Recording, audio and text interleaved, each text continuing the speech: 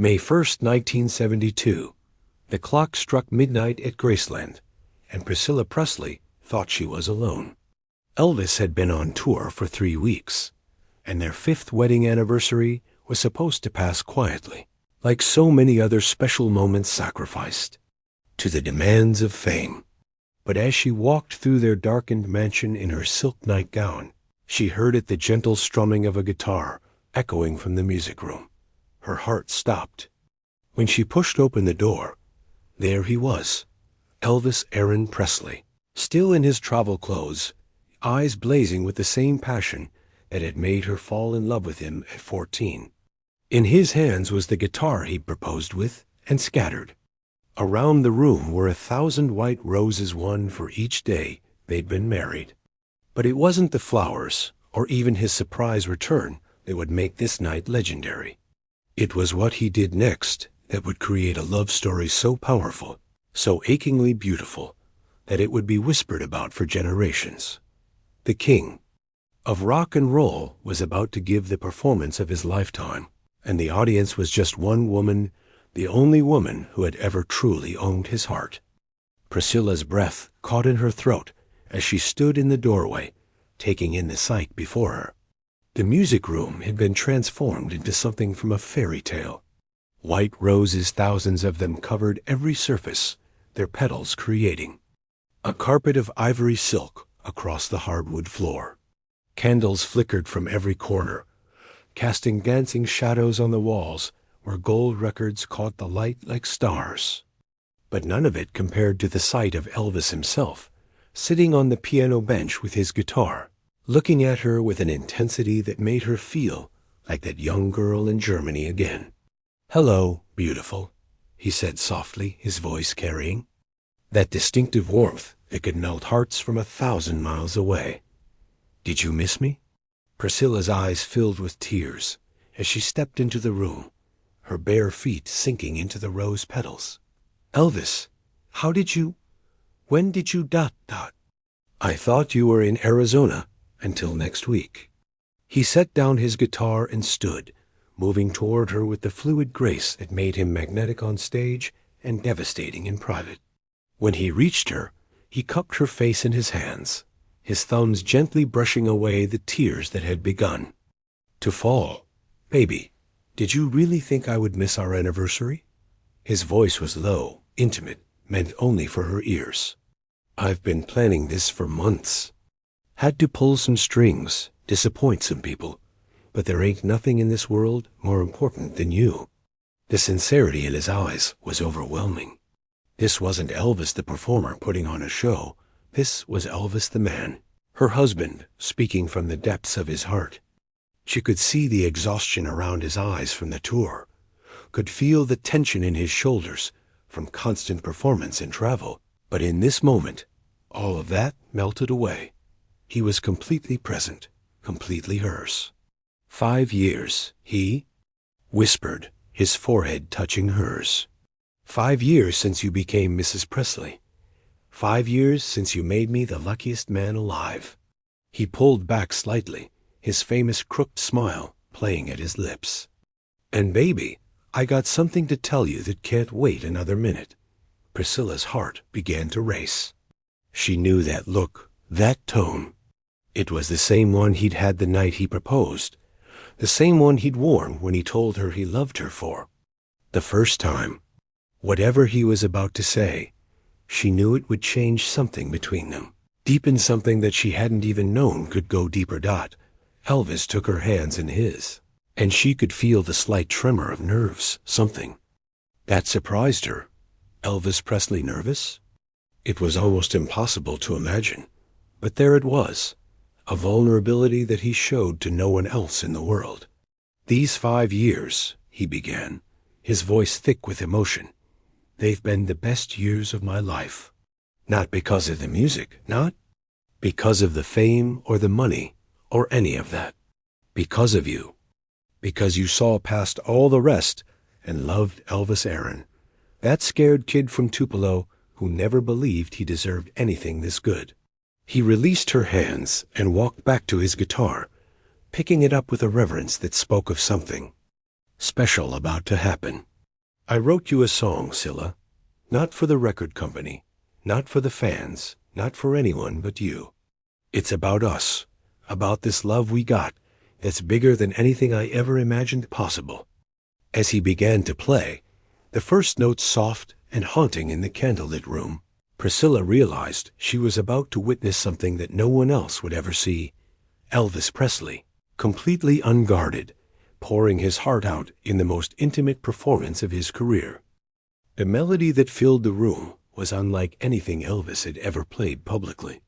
It was raw, unpolished, deeply personal, the kind of music that comes from the soul rather than the studio. As his fingers moved across the strings with practiced ease, Priscilla found herself transported back through all their years together.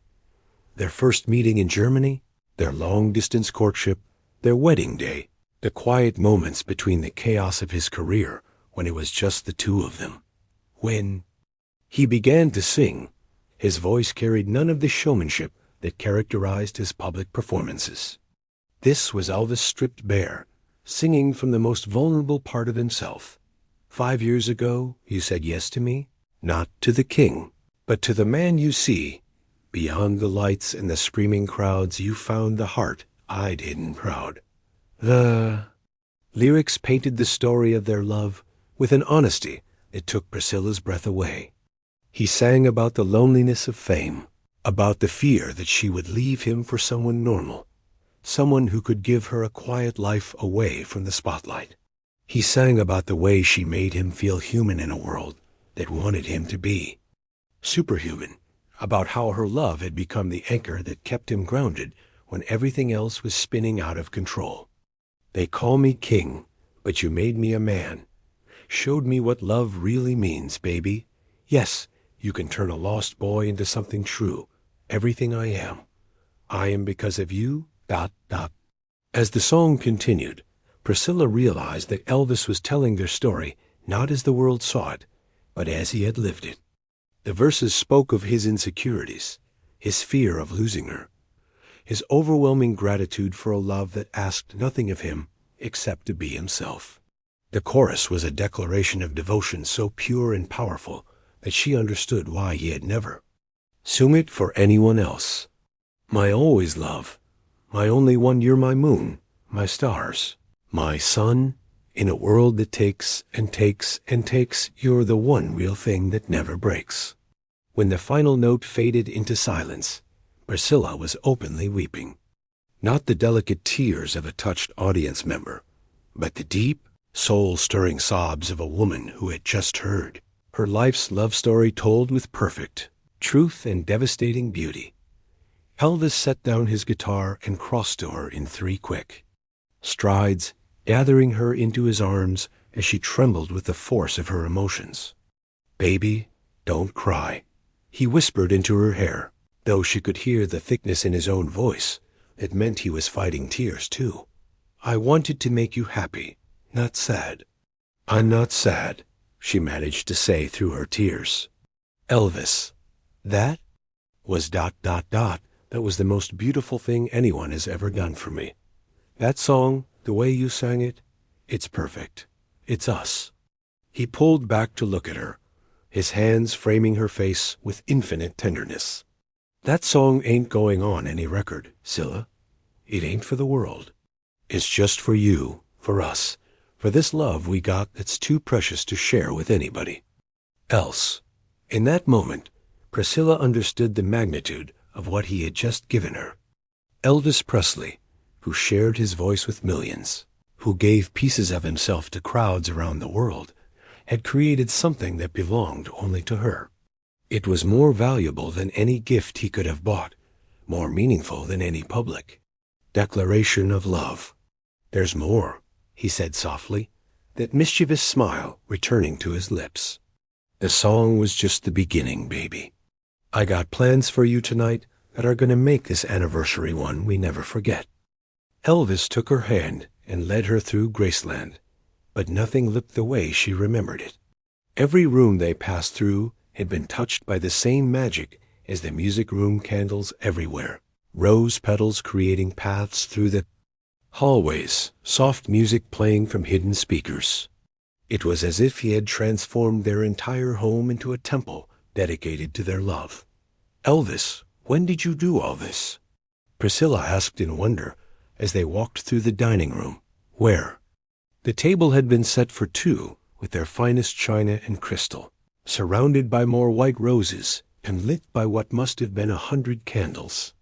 "I got home 3 hours ago," he admitted with a boyish grin. "Had the whole staff working like crazy to get it ready before you woke up.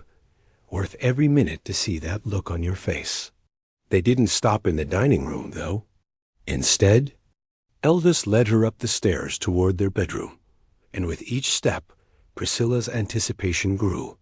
Whatever he had planned, she knew it would be extraordinary. Elvis had always been a romantic, but this level of elaborate preparation was beyond anything he had done before. When they reached the master bedroom, Priscilla gasped. Their bed had been covered with rose petals that formed the shape of a heart, and floating candles in crystal bowls created pools of warm light throughout the room. But what captured her attention was the easel set up near the window, holding a portrait she had never seen before. It was a painting of her, but not as she appeared in any photograph. This was how Elvis saw her: radiant, beautiful, with an inner light that seemed to glow from the canvas. The artist had captured something in her expression that she didn't even recognize in herself, a kind of serene joy that spoke of deep contentment and love. "When did you have this done?" she whispered, moving closer to examine the exquisite detail. "I didn't have it done," Elvis said quietly. "I did it myself. Been working on it for months, whenever I had a spare hour on the road. Wanted to show you how you look to me, baby. How you've always looked to me." Priscilla turned to stare at him in amazement. "You painted this?" "Elvis, I didn't even know you could paint." He shrugged, suddenly shy. "Been taking lessons. Figured it was time I learned how to create something beautiful instead of just performing what other people wrote." He moved to stand beside her, both of them looking at the portrait. "You inspire me, Scylla. Make me want to be more than I ever thought I could be." She reached for him then, unable to contain the overwhelming love that was flooding through her.